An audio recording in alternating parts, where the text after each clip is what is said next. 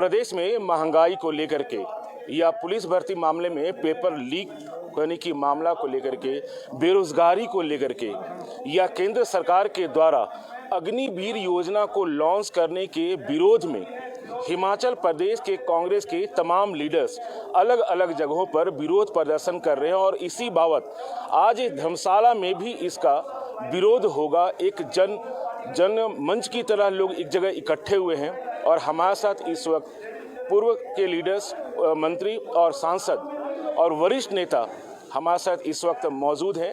हम उनसे बात करेंगे। प्रोफेसर चंद्र कुमार चौधरी हैं इस वक्त बात करने के लिए हमारे। सर, महंगाई को लेकर के, विरोध को लेकर के, पुलिस मामले में, भर्ती मामले में जो पेपर लीक हुआ था उसको लेकर के आप लोगों ने विरोध बहुत किया। अब अग्निवीर योजना आ गया है, उसको लेकर के भी आप लोग अपना विरोध जता रहे हैं, क्या कुछ कहेंगे? सबसे पहले तो मैं आप लोगों का बड़ा आभारी हूँ कि आप अभी यहाँ इसको कवर करने के लिए आए हैं। ये जो अग्निवीर योजना जो है वो भारत सरकार ने जिसको जो है बिना सोचे समझे बातचीत किए हुए लागू किया है और जो हमारे नौजवान हैं, खास करके हमारे हिल एरियाज़ के लोग हैं, जैसे यूपी के हैं, हमारे कांगड़ा के लोग हैं, हिमाचल के हैं, पंजाब के हैं, हरियाणा के, सबसे ज़्यादा जो थे वो उस वक्त परंपरागत जो है वो मिलिट्री में हमारे लोग जाते थे। परंतु भारत सरकार ने एक ऐसी योजना का जो है वो शुभ रूप पेश किया है जिसको अग्निपथ योजना का नाम दिया गया है। ना तो ये बिल जो था वो पार्लियामेंट में पास किया गया, ना जो बिल जो था वो राज्यसभा में पास किया गया। अगर ये बिल जो है वो राज्यसभा और लोकसभा में पेश किया जाता, उसके ऊपर चर्चा होती कि हम रिक्रूटमेंट पॉलिसी जो है वो डिफेंस सर्विसेज में बदलने जा रहे हैं और उनके जो पुराने रूल्स है उनको अमेंड करने जा रहे हैं। अगर सरकार इतनी जल्दबाजी में थी तो सिलेक्ट कमेटी, डिफेंस की एक सिलेक्ट कमेटी होती है, उसमें जो है इसके ऊपर चर्चा होना चाहिए थे। उसके बाद जो है इसकी इम्प्लीमेंटेशन होनी चाहिए। 2-3 जनरल बैठ कर के पॉलिसी बना दी और उसको इम्प्लीमेंट कर दिया और सारे हिंदुस्तान में जो नौजवान हैं, उनके पेरेंट्स हैं, एक्स सर्विसमैन हैं, उनको बहुत ही रिजर्वमेंट है। और बहुत से हमारे बिहार और यूपी के कुछ एरियाज़ में नौजवानों ने जो है वो तोड़फोड़ की है, इससे कार्रवाई हुई है और उसके बाद सरकार ने जो है वो उसको जो है वो उनकी बात ना सुन करके एक दमन की नीति जो है अपनाने की कोशिश की है। उसी के संदर्भ में आज हमारा समस्त जिला कांग्रेस कमेटी के सभी विधानसभा क्षेत्र के लोग जहाँ आए हैं और उसका जो है वो हम प्रोटेस्ट करते हैं कि सरकार ने बिना सोचे समझे जो है वो रिक्रूटमेंट पॉलिसी में अग्निवीर जो है उनको 4 साल के लिए जो है वो नियुक्ति दी है और उसके बाद जो है वो 4 साल के बाद उनमें से 25% लोग जो हैं वो मिलिट्री में अकोमोडेट होंगे और 75% जो है वो सड़कों के ऊपर होंगे। और एक नारा भारतीय जनता पार्टी उस वक्त देती थी, 1 रैंक पेंशन, 1 रैंक 1 पेंशन। अब नारा होगा नो रैंक नो पेंशन। 4 साल के बाद वो नौजवान जो है, जब उसकी उम्र जो है वो काम करने की होगी, वो जो है वो वापस घर आएगा। और ये कहते हैं कि जो कॉरपोरेट सेक्टर्स हैं, जो बड़े बड़े उद्योगपति हैं, उनके वहाँ पर उनको नौकरी मिलेगी। हिमाचल के बहुत सी जो हमारे सरकारी विभाग हैं उनमें उनको नौकरी मिलेगी। 10 और 15% पहले सरकारी विभागों में एक्स सर्विस मैन की जो है वो रिजर्वेशंस है और जो एक्स सर्विस मैन जो है वो 17 साल की सर्विस पूरी करके आते थे, उनको जो है वो पेंशन का लाभ मिलता था। उसके साथ उनको जो है वो उनकी कैंटीन्स का लाभ मिलता था, उनको कार्ड मिलता था। बहुत से एक्स सर्विस मैन जो थे वो अपनी क्वालिफिकेशन इम्प्रूवमेंट करते थे। कोई ग्रेजुएशन कर लेता था विथ मिलिट्री में रह के, कोई पोस्ट ग्रेजुएशन कर लेता था और जब वो वापस आते थे तो उसी के अनुसार जो 10% रिजर्वेशन होती थी सिविल सर्विसेज में, जैसे एजुकेशन डिपार्टमेंट में, उनमें उनकी भर्ती होती थी। और कुछ तो ऐसे भी एक्स सर्विसमैन थे, उनकी पिछली भर्ती जो 17 साल की होती थी उनको भी आगे डाल करके उनकी सीनियरिटी बन जाती थी। और बहुत से तो ऐसे एक्स सर्विसमैन हैं जो सिपाही रैंक के वो हैं, वो रिटायर हुए और उनकी पिछली सर्विस काउंट फार करके आज वो डिप्टी डायरेक्टर एजुकेशन डिपार्टमेंट में बने हैं। तो कोई ये नई बात नहीं है। लेकिन 75% लोग जो हैं वो तो कभी ऑब्जॉर्व हो ही नहीं सकेंगे, क्योंकि हर साल 55,000 से लेकर 60,000 तक एक्स सर्विसमैन जो हैं वो रिटायरी होते हैं, जो कि डिफेंस में हैं, चाहे एयरफोर्स में हैं या नेवी में हैं या दूसरी सर्विसेज में। तो उनके लिए जो है वो आगे का जो कार्यक्रम है वो बिल्कुल जो है वो उनको कोई उम्मीद नहीं है। और अगर इन नौजवानों को आप सरहदों के ऊपर जो है वो लड़ाई करने के लिए भेजें, उनको पता है कि हम 4 साल के बाद तो हमें जो है वो कुछ मिलने वाला नहीं है, तो वो दिलो जान से काम नहीं करेंगे। और उससे सबसे बड़ा नुकसान क्या होगा कि लड़ाई के टाइम में अगर इस प्रकार की उनकी भावना रहेगी तो वो हथियार भी नहीं उठाएंगे। उनको पता है कि अगर वो दिल लेकर के लड़ेंगे, पूरे 17 साल सर्विस करेंगे, उसमें प्रमोशनल रेवेन्यूज़ भी होगा, उनको गोल्ड मेडल्स भी मिलेंगे, वीर चक्र मिलेंगे, शौर्य चक्र मिलेंगे, और उनको जो है वो एक ब्रेवरी का जो है वो प्रतीक होंगे। 4 साल की नौकरी के बाद कौन सी ब्रेवरी होगी, मुझे ये बताइए। काफ़ी वरिष्ठ लीडर हैं आप, हिमाचल की राजनीति से लेकर के आपने संसद तक देखा है। आपको नहीं लगता कि भारत माँ की सेवा करना, जो सपूत जा रहे हैं 4 साल की नौकरी करने, ये अपने आप में गर्व की बात है? वर्दी चाहे 4 साल का हो या 4 दिन का, इसको गौरवान्वित क्यों नहीं महसूस किया जा रहा? देखिए, वर्दी जो है वो एक यूनिफिकेशन है। जब मिलिट्री में यूनिफॉर्म्स जो है वो सभी के लिए एक जैसी होती है, चाहे अमीर का बेटा है चाहे गरीब का बेटा है। जब ऑफिसर्स बन के आते हैं उनकी भी यूनिफॉर्म जो एक जैसी होती है। यूनिफॉर्म जो है वो उनका एक सिंबल है और यूनिटी है। देश की जो है वो सुरक्षा के लिए जो है वो मिलिट्री मैन जो हैं वो जाते हैं। लेकिन सबसे बात तो ये है कि 4 साल की जो उनको मिलेगा बेनिफिट, उस बेनिफिट में उनको क्या मिला 4 साल सर्विस के बाद? ना तो उनको नो रैंक नो पेंशन, ना तो रैंक होगा ना पेंशन होगी, ना उनको दूसरी सुविधाएं होंगी। तो वो बेचारा मायूस ही होगा, 4 साल के बाद वापस आ जाएगा। तो ये सरकार की नीति जो है, और मैं कल परसों के एक आर्टिकल में ट्रिब्यून में पढ़ा रहा था, लेफ्टिनेंट जनरल कादिर ने लिखा है कि ये बिना सोचे समझे फैसला किया गया है और इसके परिणाम जो है वो अच्छे नहीं होंगे, क्योंकि हमारी सरहदें जो है महफूज नहीं है।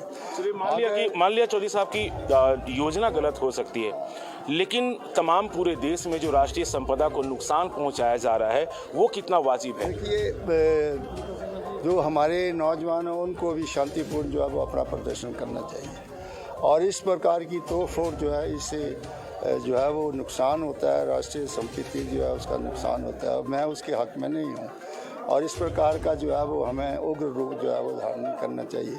लेकिन सरकार भी एक ऐसी है कि जो लोग शांतिप्रिय लोग हैं उनकी बात को सुनने के लिए तैयार नहीं। आज तक प्राइम मिनिस्टर के मुंह से जो है वो एक भी बात जो है वो इस के संदर्भ में नहीं निकली है।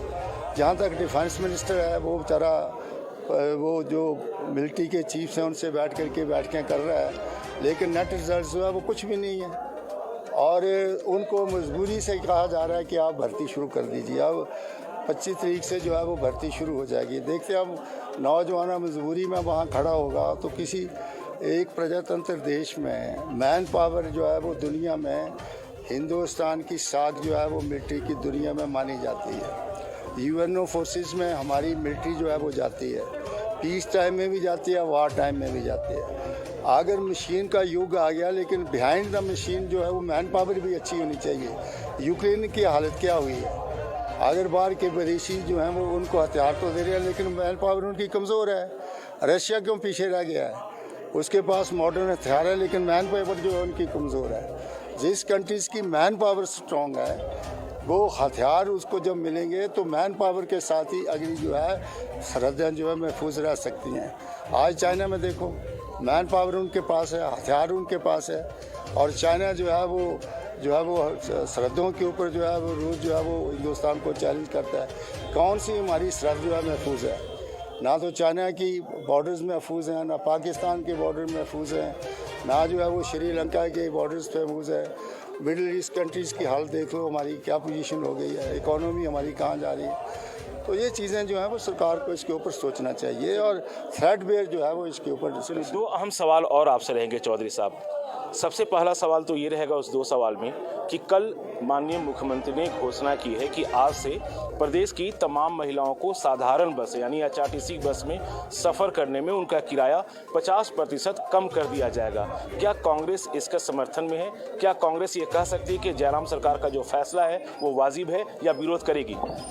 देखिए, ये जो 2-3 महीने पहले चुनावों के लॉलीपॉप दिए जा रहे हैं, इसका कोई जो है वो औचित्य नहीं है।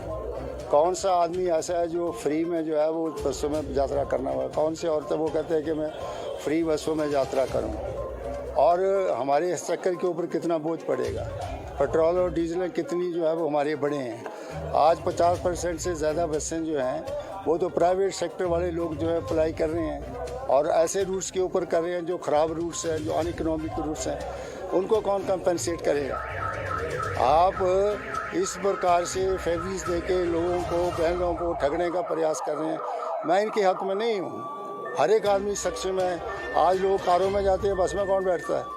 बस में तो बेचारा वही कोई गरीब आदमी बैठता होगा। आज प्राइवेट बसों में इतनी भीड़ जा रही है, उनको कौन कंपनसेट करेगा? ये सरकार कंपनसेट करेगी उनको, प्राइवेट बसेस को? ये फजूल का बटन जो है आगे ही सरकार जो है वो लोन में चल रही है। सरकारी कर्मचारियों को पैसा देने के लिए, तनख्वाह के पैसे देने के लिए पैसा नहीं है। लोन कर करके जो है वो रोज़ डे टू डे जो है वो अपनी जो है वो जवाबदेहियाँ जो है पूरी करने जा रही है। लेकिन इस प्रकार के फैसले से मैं जो है वो बिल्कुल एग्री नहीं करता। चलिए, एक आखिरी सवाल रहेगा चौधरी साहब। पता हुआ कि जो पिछली सरकार थी आपकी थी और गुड़िया हत्या मामले में आपकी सरकार समाप्त हो गई। भारतीय जनता पार्टी ने अपनी पकड़ बना ली और उसकी सरकार वर्तमान में चल रही है। वर्तमान की आपकी जो प्रदेश की अध्यक्ष हैं, उन्होंने कहा कि एक छोटा सा मामला था जिसको बीजेपी ने बहुत बड़ा तुल दिया है। क्या किसी की लड़की की अस्मत चला जाना, उसकी हत्या हो जाना कांग्रेस और कांग्रेस के अध्यक्ष जो खुद महिला हैं उनके लिए छोटा सा मामला है? क्या कहेंगे? नहीं, इसका उन्होंने जो है वो इसकी इंटरप्रिटेशन गलत किया। उसका कहने का मतलब ये था कि जो गुड़िया कांड उस वक्त हुआ उसकी प्रॉपर छानबीन जो है वो हुई है और उस दुर्घटना को जो है वो भारतीय जनता पार्टी ने एक पॉलिटिकल इशू बना लिया और पॉलिटिकल इशू बनाने के बाद उन्होंने कई प्रकार के आरोप जो है वो वीरभद्र सिंह सरकार के ऊपर लगाए हैं। लेकिन राजा वीरभद्र सिंह ने तुरंत जो है वो उस वक्त इंक्वायरी इनिशिएट की। इंक्वायरी इनिशिएट करने के बाद जो है पूरी की पूरी प्रॉपर इन्वेस्टिगेशन हुई और आज आपको पता होना कि उस वक्त का जो डीजीपी है उसको भी आज जो है वो जेल की सलाखों में वो अपनी सज़ा भुगत रहा है।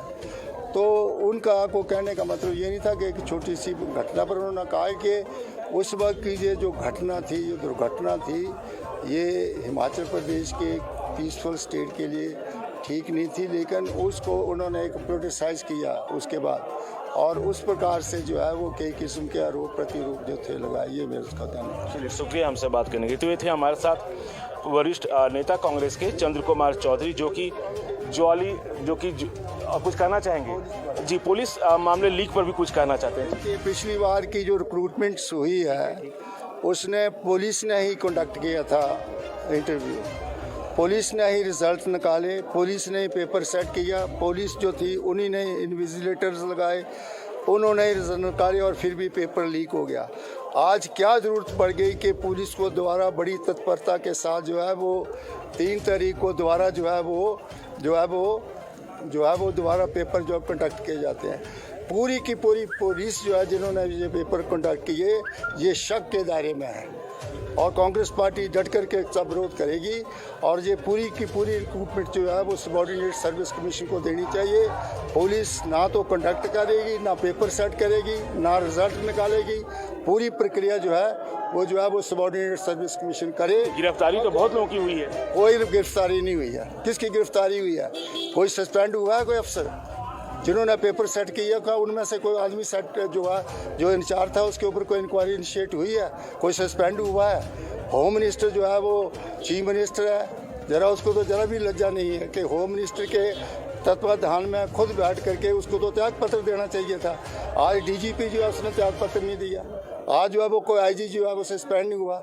ये बिल्कुल इनफर्टाइल एक्सरसाइज है जिसका जी कंडक्ट कर रहे हैं इंटरव्यू। जब भी सरकार सत्ता में हम इसको सेट असाइड करेंगे। चलिए, तो हमारे साथ है चौधरी चंद्र कुमार, वरिष्ठ नेता हैं कांग्रेस के, पूर्व सांसद भी रहे हैं। उनका साफ तौर पे कहना है कि चाहे पुलिस पेपर लीक जो मामला है वो महंगाई, बेरोजगारी और अब अग्निपथ जो योजना है उसको लेकर के आज विरोध जताया जाएगा। और भी तमाम कांग्रेस के लीडर से हमारी बात होगी। रूबरू रहने के लिए आप देखते रहिए सिर्फ और सिर्फ RV7।